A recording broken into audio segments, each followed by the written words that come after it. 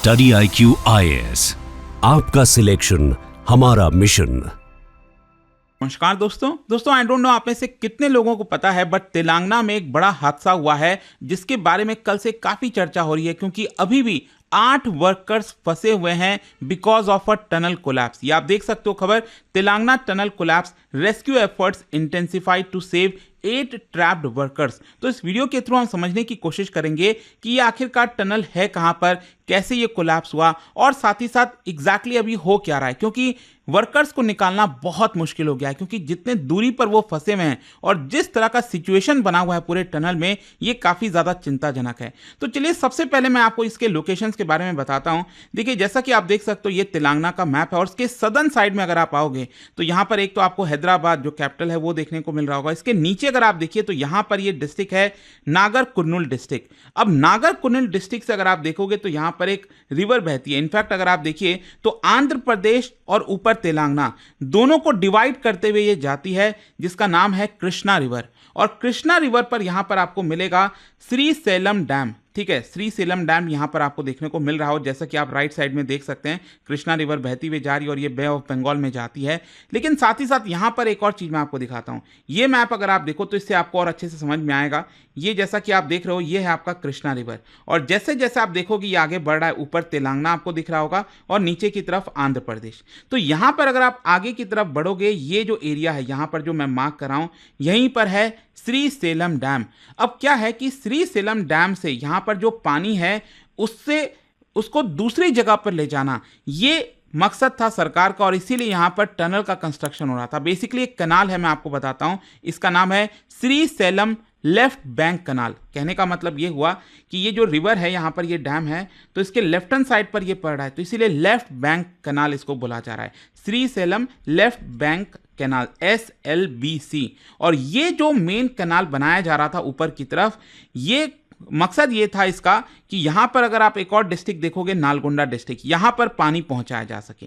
लेकिन क्या हो रहा है कि जो टनल कोलैप्स की चर्चा हो रही है ना, एग्जैक्टली अगर आप एरिया देखो, आमराबाद, यहां पर बताया जा रहा है इस एरिया में ये जो पूरा टनल बन रहा था, बहुत लंबा टनल है। इनफैक्ट अगर आप देखिए तो लगभग 44 किलोमीटर के आसपास का ये जो पूरा कैनाल है, जो टनल है, वो बनाया जा रहा था, और इस एरिया में करीब ये कोलैप्स होने की बात कही जा रही है। और मैं आपको बता दूं, पिछले 5 साल से इसका कंस्ट्रक्शन चल रहा था और कुछ समय से ये रुका हुआ था कंस्ट्रक्शन। अभी जस्ट 4-5 दिन पहले ही इसका वापस से जो कंस्ट्रक्शन है वो स्टार्ट हुआ था, और तभी यहां पर ये दुखद खबर आती है कि जो टनल का एक भाग है वो टूटकर गिर गया, जो रूफ होता है, बेसिकली ऊपर की तरफ जो रूफ वाला पार्ट होता है। इनफैक्ट मैं आपको बता दूं, यहां पर बहुत सारे लोग अंदर गए हुए थे और वो बेसिकली रिपेयर पर्पस की वजह से गए हुए थे, टनल के कंस्ट्रक्शन के पर्पस की वजह से गए हुए थे, और करीब बताया जा रहा है 50 वर्कर्स वहां पर थे।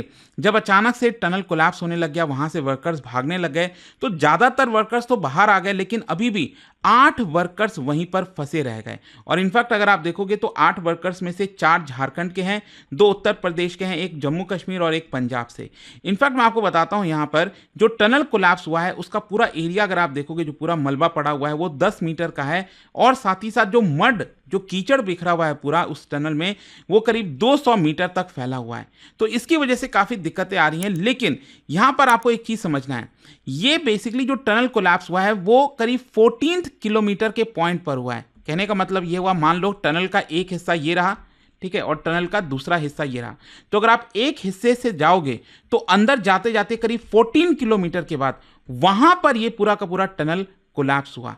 और इसलिए आप समझ रहे हो कि कितना प्रॉब्लम आएगा, मतलब टनल के अंदर जाओ, वहां से चीजों को निकालो, रेस्क्यू करो, कितना बड़ा प्रॉब्लम होगा रेस्क्यू करने में। ये अगेन आप देख सकते हो, इस तरह से जो पिक्चर सामने आ रही है यहां पर, और बताया जा रहा है कि the roof of the left side tunnel collapsed for 3 metre. मतलब रूफ का जो लेफ्ट टर्न वाला साइड वाला पूरा जो हिस्सा है वो यहां पर कोलैप्स हो गया, और कुछ इस तरह से आपको दृश्य देखने को मिलेगा। इनफैक्ट यहां पर जो तेलंगाना के इरिगेशन मिनिस्टर हैं, उन्होंने कुछ सीक्वेंस बताने की भी कोशिश की। देखिए, उनका यह कहना था कि बेसिकली जो टनल है वहां से वाटर लीकेज हो रहा था, क्योंकि क्या होता है, आप टनल कहां पर बनाते हो, ऊपर पहाड़ वगैरह एरिया होता है पूरा, ठीक है, इधर से आपका टनल गुजर रहा होता है, तो ऊपर से कहीं ना कहीं जो पानी का लीकेज है वो हो रहा होगा, एंड ये एक मेजर कारण बताया गया है जिसकी वजह से टनल कोलैप्स हुआ। और साथ ही साथ यहां पर पहले जो पानी का बहाव था, जो लीक हो रहा था, वो स्लो हो रहा था, एंड धीरे धीरे करके वो 8 मीटर जो है वहां तक पहुंच गया। एंड फॉर 20 मिनट्स जो वर्कर्स हैं वहीं पर रहे थे, उसी टनल में थे एंड ज़्यादा से ज़्यादा लोग वहाँ से निकलने की कोशिश किए। इनफैक्ट बताया जा रहा है वर्कर्स ने कुछ जियोलॉजिकल डिस्टर्बेंस भी सुना, मतलब कि जब मलबा वगैरह गिरा होगा तो कुछ डिस्टर्बेंस सा भी साउंड जो है उनको देखने को मिला। तो क्या हो रहा था कि वहाँ पर जो पानी आ रहा था ना, वहाँ से जो वर्कर्स हैं वो पानी निकालने की कोशिश कर रहे थे, क्योंकि आप टनल का काम तभी कर पाओगे ना जब पानी वहाँ पर अगर मान लो आ गया है, जुट गया है, तो उसको आपको निकालना पड़ेगा। तो बताया जा रहा है वहाँ पर बोरिंग मशीन लगाया गया था। तो बोरिंग मशीन के सामने जो कुछ वर्कर्स थे वो वहाँ पर फंसे रह गए, क्योंकि उसी साइड यहाँ पर जो टनल है वो एक तरह से कोलैप्स हुआ और बाकी के जो वर्कर्स थे वो तब तक वहाँ से बाहर निकल कर आ गए थे। फर्दर आप देख सकते हो मिनिस्टर के द्वारा बताया गया है कि ये जो टनल बनाया जा रहा था it was meant to be world's longest tunnel of its kind, करीब 44 किलोमीटर का। अब इसमें भी अगर आप देखोगे यहाँ पर जो 2 टनल बोरिंग मशीन है वो काम कर रही थी, मतलब एक साइड ये वाला टनल हो गया और ये दूसरा साइड हो गया। तो जब भी यहाँ पर टनल का कंस्ट्रक्शन होता है तो दोनों तरफ से जो बोरिंग मशीन है वो लगाई जाती है ताकि टनल बनाया जा सके। तो एक तरह से बताया जा रहा है कि 20 किलोमीटर तक जो है टनल ऑलरेडी डग किया गया था, 20 किलोमीटर के आसपास, और इस साइड से लगभग 14 किलोमीटर तक जो टनल है वो डिग कर गया और बीच वाला ये जो पार्ट है ना, करीब करीब आप समझिए 9.5 किलोमीटर का, ये सबसे ट्रिकी वाला पार्ट था, क्योंकि यहां पर सीपेज सबसे ज्यादा हो रहे थे और सीपेज होने की वजह से यहां पर वाटर कलेक्ट हो रहा था। मतलब ये 14 किलोमीटर वाले इनसाइड से अगर आप देखोगे तो वहां पर वाटर कलेक्ट हो रहा था, तो वहीं पर बोरिंग मशीन लगाई गई थी ताकि जो पानी है उसको बाहर निकाला जाए, और तभी यहीं पर हादसा हो जाता है। ये जो 14 किलोमीटर वाला साइड है वहां पर हादसा होता है और जो वर्कर्स थे यहां पर वो फंसे रह गए थे। ये आप पिक्चर्स भी यहां पर देख सकते हो। टनल का जो एक साइड है, अगेन आप देखोगे तो ये लिखा हुआ है Shri Salem left bank canal, ठीक है, SLBC टनल स्कीम, ठीक है। तो ये आपका इस तरह से देखने को मिलेगा। और यहाँ पर क्योंकि ये पूरा हादसा हो गया, प्राइम मिनिस्टर नरेंद्र मोदी जी ने जो तेलंगाना के चीफ मिनिस्टर हैं रेवंत रेड्डी, उनको कॉल किया, उनसे बातचीत की और जो भी अपडेट लेना था लिया, और साथ ही साथ ये भी कहा कि सेंटर के द्वारा जो भी मदद आपको चाहिए वो हम करने के लिए तैयार हैं। और जैसा कि मैं आपको बता रहा था कि पिछले 5 साल से इस पूरे, क्योंकि काफ़ी लंबा टनल है, इसके ऊपर काम चल रहा था, लेकिन कुछ समय से ये पूरा रुका हुआ था और जस्ट 4 दिन पहले ही इसका वापस से जो कंस्ट्रक्शन वर्क है वो स्टार्ट होता है और तभी ये पूरा हादसा हो जाता है। हादसे को देखते हुए यहाँ पर ऑब्वियस सी बात है 8 वर्कर्स की जान वहाँ पर खतरे में है और इसकी वजह से जो आर्मी है उसको भी मोबिलाइज किया गया। आप देख सकते हो जो टास्क फोर्स है ऑफ इंडियन आर्मी, उनको मोबिलाइज किया गया है ताकि जो ऑनगोइंग रेस्क्यू ऑपरेशन है वहाँ पर मदद किया जा सके।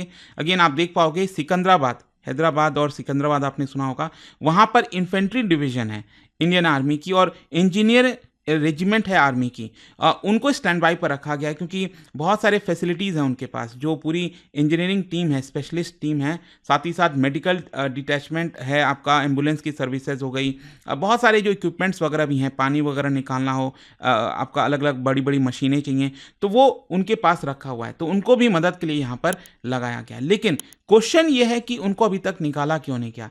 देखो यहाँ पर कई सारे यहाँ पर एक तरह से कारण बताया जा रहा है, क्योंकि एक तो क्या है ना, सबसे इंपॉर्टेंट चीज़ ये है कि टनल के अंदर वहाँ पर पानी भर गया है और पानी भरने की वजह से आप रेस्क्यू ऑपरेशन सही से नहीं कर पा रहे हो। तो सबसे पहला जो स्टेप यहाँ पर बताया जा रहा है वो यही है कि पानी निकाला जाए। अगेन ये आप देख सकते हो पिक्चर्स में, ये तो बस एक साइड का दिखाया जा रहा है, अभी अंदर कितना पानी भरा होगा, कितना लेवल बढ़ गया होगा उसके बारे में भी पता नहीं। लेकिन सबसे पहला काम यहाँ पर यही है कि डी वाटरिंग किया जाए, पंप आउट किया जाए पानी को।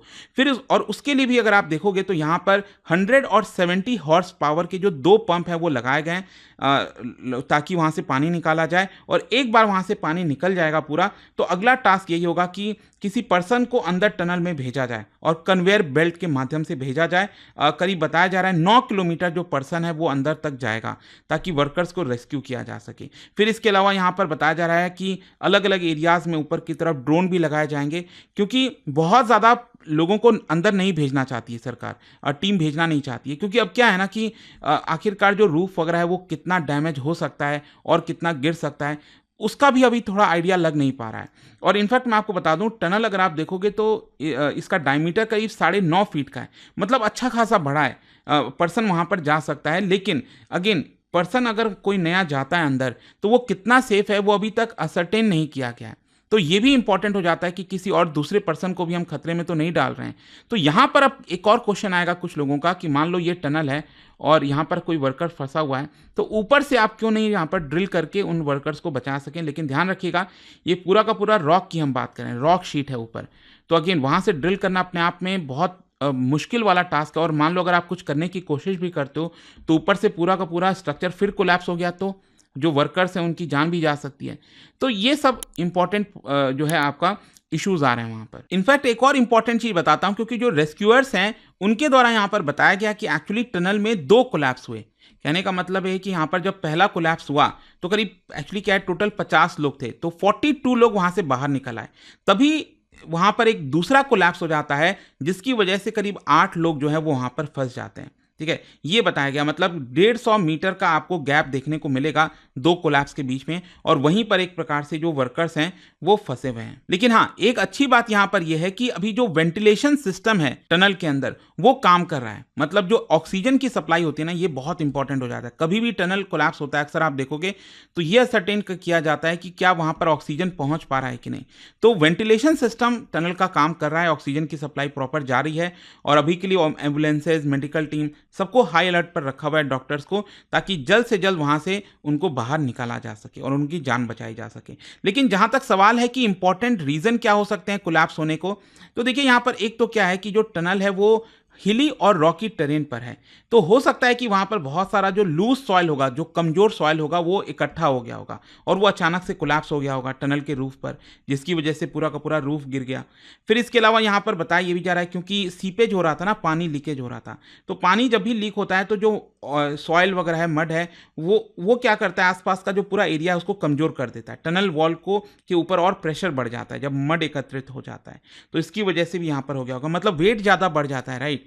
फिर इसके अलावा यहाँ पर एक और इंपॉर्टेंट फैक्टर बताया जा रहा है कि टनल में आप लगातार क्या यूज़ कर रहे हो, ड्रिलिंग मशीन का इस्तेमाल कर रहे हो, डायनामाइट का इस्तेमाल कर रहे हो, तो उसकी वजह से भी जो सराउंडिंग रीजन है, वो जो रॉक स्ट्रक्चर है वो कमज़ोर होता है, तो ये भी एक कारण बताया जा रहा है। फिर इसके अलावा जो सबसे इंपॉर्टेंट ये है कि आखिरकार जब ये टनल बनाया जा रहा था तो सेफ्टी इंस्पेक्शन को लेकर क्या किया गया, रिस्क जो असेसमेंट होता है, जब भी इस तरह के बड़े काम होते हैं तो रिस्क देखा जाता है कितना है, क्या है, क्या वो सही तरीके से किया गया, नहीं किया गया, तो इसको भी लेकर एक रिपोर्ट आनी चाहिए कि आखिरकार कैसे जो वर्कर्स की जान है वो यहाँ पर खतरे में आ गई है। तो ये पूरा वीडियो था। अभी के लिए जितनी भी इंपॉर्टेंट चीज़ें थी वो मैंने आपको बता दी, और जाने से पहले आप सबके लिए एक क्वेश्चन है, दैट इज जोजिला टनल। क्या बता सकते हो ये ऑल वेदर जो टनल है, ये कनेक्टिविटी कौन से 2 रीजन में को एक तरह से कनेक्ट करेगी, जोजिला टनल? और इसका जो राइट आंसर है आप सबको पता है, मेरे इंस्टाग्राम पर तो मिलेगा ही, वहाँ पर अगर आप नहीं हो कोई बात नहीं, टेलीग्राम से ले सकते हैं इसका सही उत्तर। मैं कई सारे जो MCQs हैं वो यहाँ पर स्टोरीज में डालता रहता हूँ। दोस्तों, यूपीएससी एस्पिरेंट्स हो या बनने वाले हो, मेरे पास है आपके लिए एक game changing opportunity, study IQ का नया संपूर्ण बैच। सोचिए, एक कॉम्प्रिहेंसिव प्रोग्राम जिसमें मिलेगा सब कुछ, टॉप एजुकेटर्स के साथ 1000+ आवर्स की लाइव क्लासेस, पर्सनलाइज्ड मेंटरशिप और हैंड रिटन नोट से लेकर PRP, MRP जैसे इंटेंसिव प्रोग्राम्स तक। और बात स्कॉलरशिप्स की करें तो प्रीलिम्स क्लियर करो, पूरा फीस रिफंड पाओ। टॉप परफॉर्मर्स के लिए हर मंथ 11,000 रुपीज का कैश रिवॉर्ड। सिल्वर, गोल्ड या platinum, choose the plan that fits your needs. X secretary Anil Swarup जी खुद गाइड करेंगे आपको इस जर्नी में।